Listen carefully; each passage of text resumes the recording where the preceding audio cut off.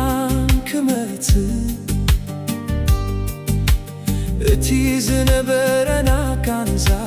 ፍቲሙ ክተፍእ ተስፋይቲ ረትእ ፍቅረይ ገና ክንዕወት ናይ ጽባሕ መዓልትና ከም ወርቂ ክትበርእ ተስፋይንቱ ረትእ ገና ኣለና ሓይሊ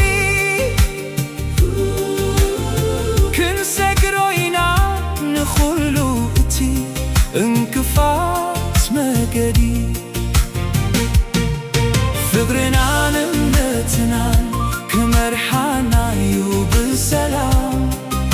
ጽባሕ ብርሃን እዩ ንኹሉ ዘለዓለም ነታ ዝኣመተት ፀሓይ ሎሚ ክትበርህ እቲ ዝነቐጸ ልብና ፍሽክታ ክመልእ ፍቅርና ክኾነና እዩ ጽኑዕ መጸገኢና ኣብ ጽንኩር መዓልታት መራሒ መገደና ኪሎስ ተስፋይንቱ ረትእ ገና ኣለና ሓይሊ ክንሰግሮ ኢና ንኹሉ እቲ እንቅፋት መገዲ ፍቅርናን እምነትናን ክመርሓና እዩ ብሰላም ጽባሕ ብርሃን እዩ ንኹሉ ዘለዓለም ሰብ ክሓልፍ እዩ ፈተናታት ክበርትዕ ግን እቲ ጽኑዕ እምነትና ፈቲሙ ዘይስበር ተስፋና ንዘለዓለም ኣብ ልብና ክነብር ጽባሕ ሓዳስ መዓልቲ ሓጎስ ክተበስር ክሳብ መወዳእታ ብሓባር ክንከውን ነቲ ዝሓለፈ ሕሳብ ብደስታ ክንክር ፍቅረይ ጽባሕ ንዓና እያ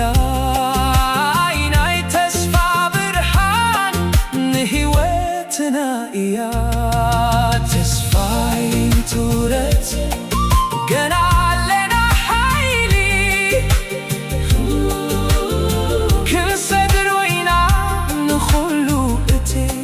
እንቅፋት መገዲ ፍቅርናን እምነትናን ክመርሓና እዩ ብሰላም ጽባሕ ብርሃን እዩ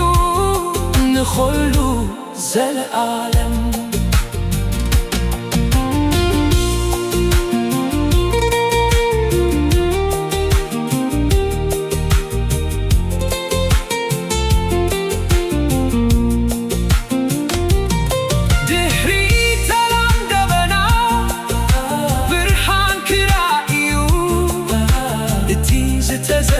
ተስፋ